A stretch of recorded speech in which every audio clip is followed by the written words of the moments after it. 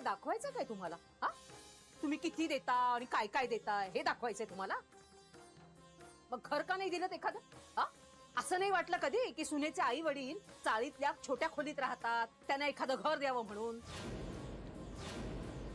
आता आलायत मोठे बडे जाव मिरवायला, वर्षभरात कधी चौकशी करायची वाटली का की ते कसे आहेत, कसे राहतायत, काही हवं नको कधी विचारलं? एवढी घरं, एवढा पैसा कुठे पुरून कुठे ठेवलाय? सगळं आपल्या पुरतं. एवढा दिवा सण झाला, आपल्या सुनेच्या अंगावर अगदी दाग दागिने घातलेत, पण कधी वाटलं नाही तिला तिला सांभाळणाऱ्या तिच्या आईच्या अंगावर कधी गुंजभर सोनं द्यावं आपण तिला, असं वाटलं नाही कधी तुम्हाला? साधं एक दिवस कधी बोलावलं पण नाही दिवाळीत घरी या म्हणून राहायला. बडा घर पोकळ वासा. हे बघा, आमच्या जानूचे जे काही हाल झालेत ना ते झालेत, पण आता मात्र पाठ सोडा तिची.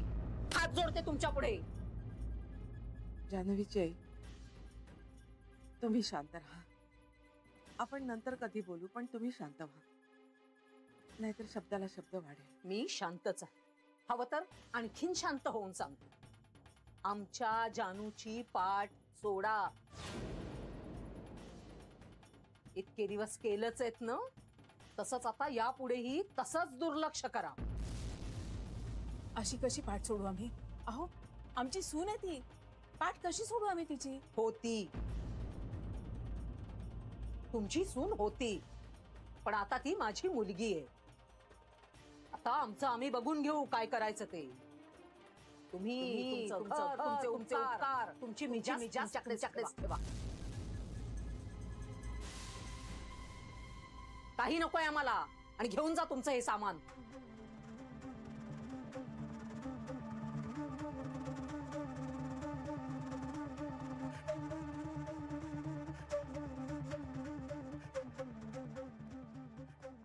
आता या, काही वेगळं सांगायला हवं तुम्हाला? अहो कलाताई, पण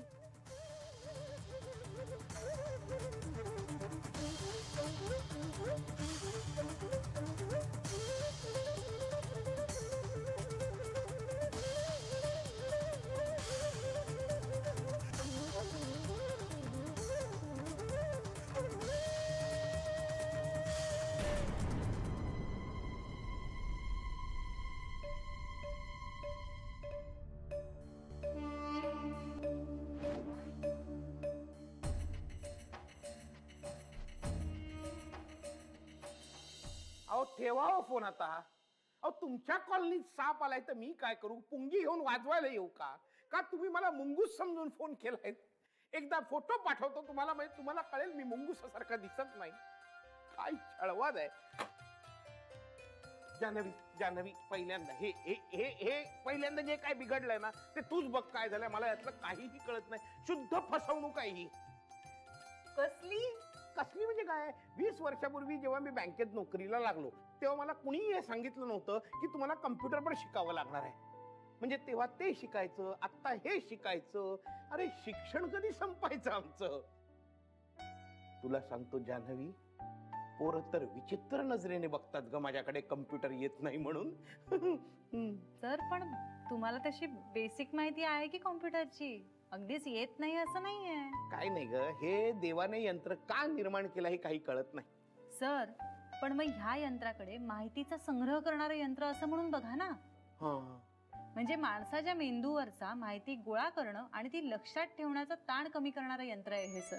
एक मिनिट. अरे स्मितुडी, हॅलो. काय ग स्मितुडी, कशी आहेस तू? किती वेळ झाला आपण बोललो नाही. एक्झॅक्टली 7.25 मिनिटं झाली मागच्या फोनला तुझ्या. काय होतं, एक काम कर, तू ना त्रास होतोय ना मोठमोठ्याने गायला सुरुवात कर. नाही गा कशासाठी की एकदा तू गायलीस ना की तुझ्या आवाजासमोर प्रॉब्लेम काहीच नाही असं वाटेल तुला. स्मितुडी, अगं अगं अगं मी तुला काय समजावायचा प्रयत्न करत होतो की आयुष्यात सारखं प्रॉब्लेम करू नये, त्यातल्या चांगल्या गोष्टीकडे पाहावं म्हणून तुला म्हणत होतो तू गा, म्हणजे प्रॉब्लेम. स्मितुडी स्मितुडी ठेवला वाटतं फोन. सर हे बघा, आठवलंय का? हे हे आठवले? तुला आठवले का? यांना कशी विसरेन मी? काय सांगतेस का जान्हवी? तुला आठवलं? अरे कसा काय हा चमत्कार घडला? चमत्कार चमत्कार.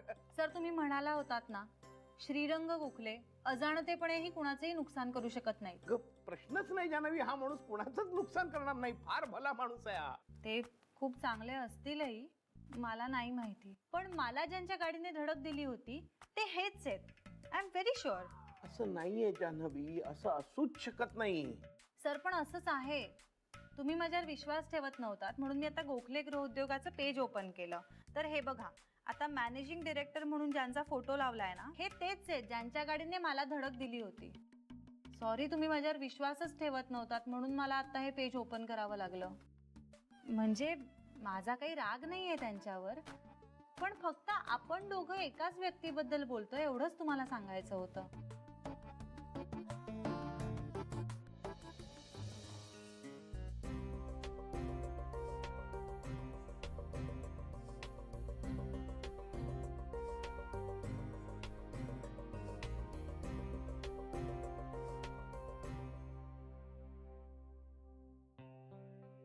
हाय.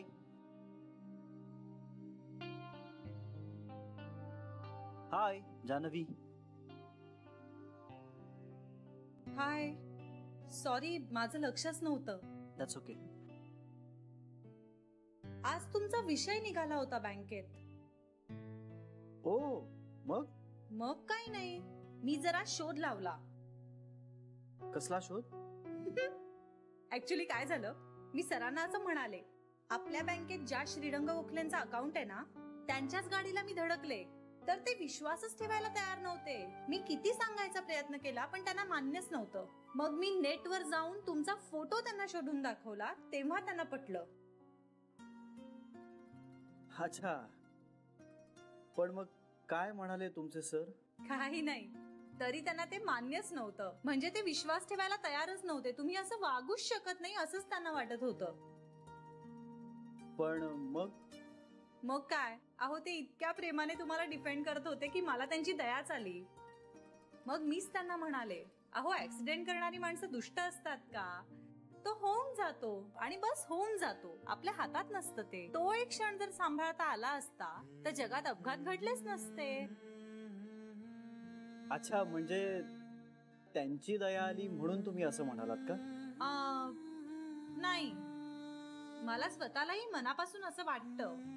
पण म्हणजे मी तुमच्या दृष्टीने ब्लॅकलिस्टेड माणूस झालो नाहीये ना? म्हणजे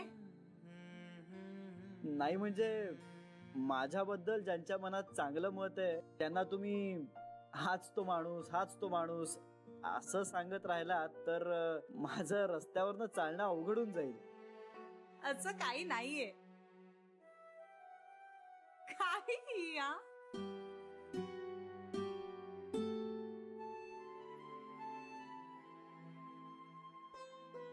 पण तुम्हाला सांगू का, तुम्ही त्यांच्या मनात खूप विश्वास निर्माण केलाय स्वतःबद्दल, आणि ही खरंच खूप मोठी अचीवमेंट मानायला हवी.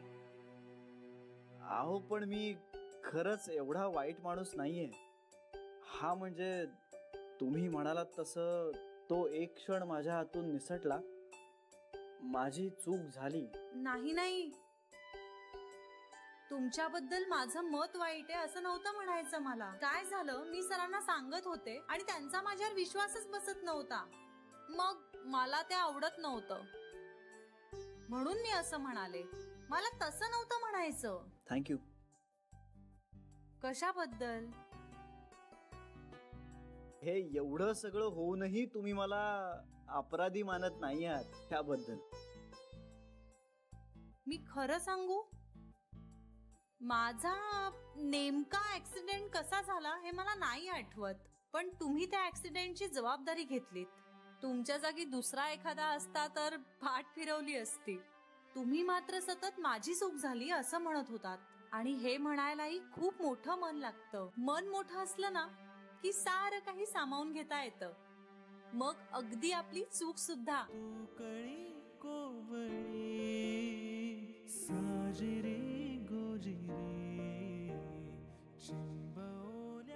मी तुम्हाला घरी सोडू?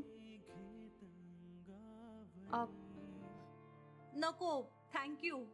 मी बसने जाईन ना. तुम्हाला एकंदरच गाड्यांची भीती वाटते की फक्त माझ्या गाडीची भीती वाटते?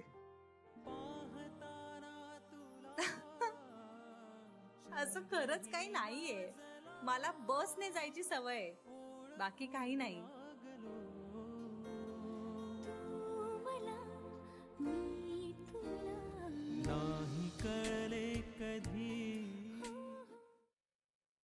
काय? त्यांची हिम्मत कशी झाली माझ्या आईला असं म्हणायची? हो ना, म्हणजे इतक्या भयंकर बोलतात ना, जिव्हारी लागेल असं. स्पष्टच सांगू का? त्यांचं बोलणं ऐकून तरी असं वाटतं की त्या चांगलं बोलायला कधी शिकल्याच नाही. वहिनी ते तुम्हाला असं एकदम जा असं म्हणाल्या? म्हणजे तुम्ही इथून जा असं म्हणाल्या त्या? नाही म्हणजे तसंच नाही. वहिनी खरं सांगा हा. तसंच. मी ना फोनच करते त्यांना. बस झाला. जान्हवी हॉस्पिटलमध्ये असताना बडबड केली तिथे येऊन त्यांनी, तेव्हाच आपण दुर्लक्ष करायला नको होतं. तेव्हाच खडसावून सांगायला हवं होतं, तोंड सांभाळून बोला म्हणून. एक मिनिट थांबा इंदुबेनी. बेबी वंस, तुम्ही ना काही फोन वगैरे करू नका. या असल्या माणसांची ना फोनवर सौम्य भाषेत बोललेलं त्यांना अजिबात कळणार नाही. आपण ना तिकडे जाऊनच चांगलं खडसावूया त्यांना, जाब विचारूया चांगला. जान्हवी काही त्यांच्या एकटीची मुलगी आहे का? आमची पण सून आहे ती, आणि एकुलती एक लाडकी सून आहे म्हणावं. आम्हाला जर काही वाटलं तिला द्यावंसं तर आम्ही देऊच शकतो ना. आता डॉक्टर म्हणाले तिला ते काय ते झालं म्हणून ती तिथे राहिलीये, नाहीतर आपण तिची काही इथे व्यवस्थित काळजी घेतली नसती का? घेतलीच असती. नाहीतर काय? आणि आम्हाला काही हक्क आहे की नाही आमच्या सुनेला काही देण्याचा? या कोण मध्ये बोलणाऱ्या? आम्ही आमच्या सुनेला हवं तेव्हा आणि हवं तेवढं देऊ शकतो. हा अगो हो, तेही झालंच. आणखीन म्हणायला लागल्या की तुम्हाला एवढं काही द्यायचंच होतं तर आम्हाला नाही कधी काही दिलं ते. म्हणजे आम्हाला घर नाही दिलं, दिवाळ सणाला काही सोनं वगैरे नाही दिलं, असं म्हणाले. अगो काय बाई आहे का कोणी? इतकं लग्नात दिलं तरी करायचा तो तमाशा केला. शी शी शी, काय वृत्ती असते ना एखाद्याची. बघ ना, त्यावेळेस सुद्धा आईकडे बघून गप्प बसलो होतो. काय ग? हो ना, म्हणजे माझं एक वेळ ठीक आहे ग. असं कसं म्हणता वहिनी तुम्ही? अगं म्हणजे आम्ही समवयस्क आहोत म्हणून मला बोलल्या तर एक वेळ चालेल म्हणते मी, पण पण आईच्या वयाचा तरी मान ठेवायला हवा का नाही? अगं पाणी विचारणं सोड, घरात पाऊल सुद्धा टाकू दिलं नाही त्यांनी. पास झाला आता. हे जरा अतिच होतंय. शरयू म्हणते ना तेच बरोबर. आपण तिथे जाऊन त्यांच्याशी बोलूया. हा, हे ना जरा अतिच होते. हे पण मी काय म्हणते, तुम्हाला बोलायचं असेल तर बोला तुम्ही, पण आधी आईना विचारून घ्या ग. वहिनी, आईला विचारलं तर आई काय म्हणेल माहिती आहे ना तुला? हो बेबी, माहिती आहे, पण अगं न सांगता तुम्ही गेलात आणि नंतर आईला कळलं तर ती जास्त दुखावली जाईल ना. आधीच घरात टेन्शन काय कमी आहे का आपल्या? म्हणजे त्यात आपल्यामुळे आणखी भर पडायला नको असं मला वाटतंय. एवढंच.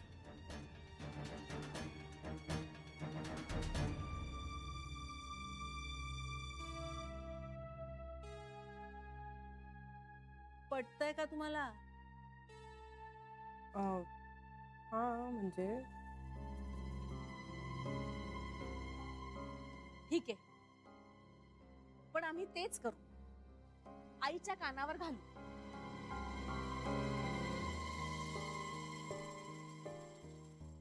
आई काही गरज नाहीये जान्हवीला त्यांच्याकडे ठेवायची. हो ना, तिच्या आईचा ना काही भरोसा देता येत नाही. काय बोलेल काय करेल काहीच सांगता येत नाही. मी काय म्हणते आई, आपण आपल्या एखाद्या फ्लॅटमध्ये जान्हवीच्या राहण्याची सोय करूया. तो फ्लॅट अगदी छान करून घेऊया, सोयी करून घेऊया तिथे, आणि तिला सांगूया तिथे आरामात राहा.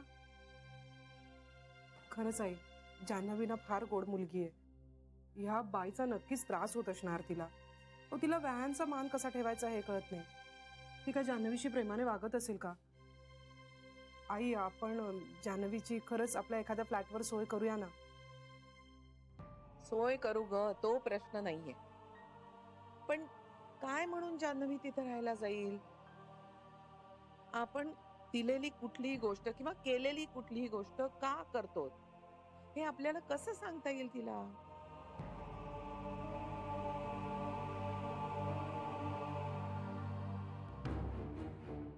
हे बघा, तुमची तळमळ, तुमचा राग, हे सगळं रास्तंय, पण आपला नाईलाज आहे ग.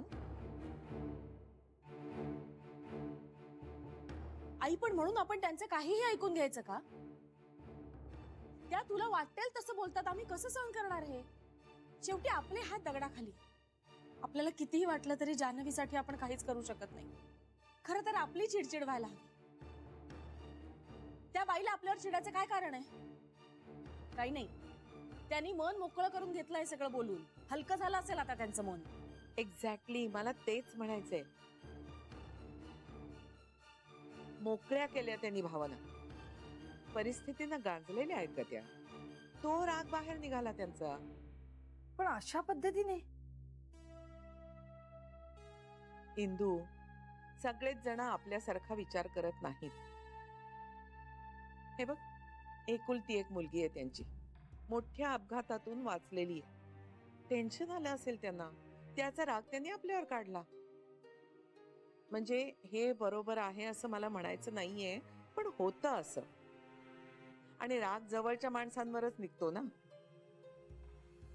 आपण त्यांना जवळचे वाटलेलो असू. आई, तू तुझ्या मनाची समजूत घालून घेतेस. आतापर्यंत त्या आपल्याशी जे काही वागत आल्या त्याच्यावरनं आपण त्यांना जवळचे वाटतोय असं बिलकुल नाही. उलट संधीचा फायदा घेऊन मनातलं सगळं मोकळं केलं त्यांनी. बरोबर आहे वंसे तुमचं, मला पटते हे. आणि म्हणूनच त्यांना समज देणं खूप गरजेचं आहे की जान्हवी आमचीही कोणीतरी आहे आणि तिच्याबद्दल आम्हाला वाटतंय म्हणून तर आम्ही करतोय ना. आई, मला पण इंदू वहिनी आणि वंस म्हणतात ते पटतंय.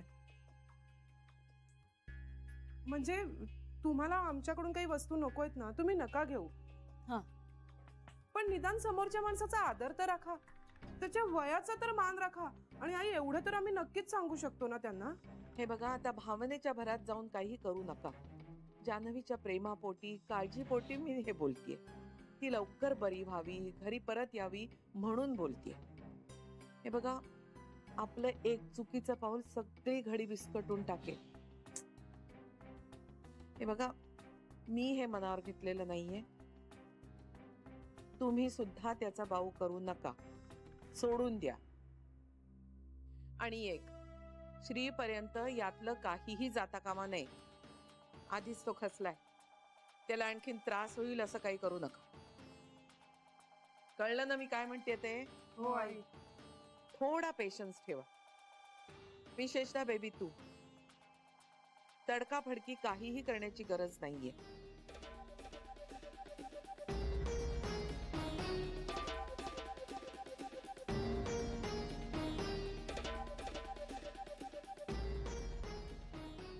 श्री आणि कांता याची वेळ झालीये. जा, जेवणाचं बघा.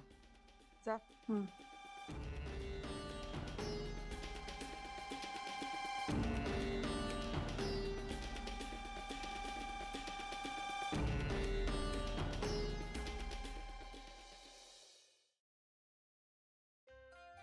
पेढे घ्या, पेढे.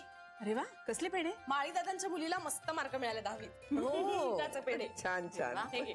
अरे वा वा, म्हणजे आता कॉलेजच्या ऍडमिशनची गडबड असेल ना त्यांची. आई, ते मागतील तेवढी सुट्टी दे त्यांना. ते नाही, मी ती कॉलेजमध्ये नाही जाणार आहे. आधीच कुठेतरी कामाला लागली आहे. का? अरे, काहीतरी पैशांचा प्रॉब्लेम असेल तिचा. अरे पण मग आपण मदत करूया ना. आपण इतक्या एनजीओज बरोबर काम करतो, खेड्यापाड्यातल्या अनेक मुलांना आपण दत्तक घेतो, त्यांना शिकवतो, आणि आपल्याच घरातल्या कोणाला तरी पैशाच्या अभावी शिक्षण घेता येत नाहीये. हे चुकीचं आहे. श्री, त्यांना बोलायला संकोच वाटत असेल तर तू बोल, पण त्या मुलीचं शिक्षण थांबता कामा नये. चालेल, खरंच अजूनही आपल्या देशात किती साध्या साध्या गोष्टींसाठी झगडावं लागतं नाही लोकांना. हे शहरातलं चित्र, पण गावाकडे काय परिस्थिती असते आपल्याला इथं बसून कळत नाही. पाणी नाही, वीज नाही, शिक्षण नाही. हो ना. आणि या सगळ्यातनं भविष्याबद्दल चांगला विचार करणारी पिढी निर्माण होणार कशी? होईल, नक्की होईल. मला मान्य आहे की परिस्थिती आता खूप गंभीर आहे, पण लोकांना आता जाणीव व्हायला लागली आहे आणि जाणीव होते म्हणल्यानंतर बदलही नक्की होईल. आणि ही जी शहरांमधली आणि खेड्यांमधली जी दरी आहे ना, ती भरून काढण्याचे प्रयत्न अनेक स्तरांवर चालले आहेत.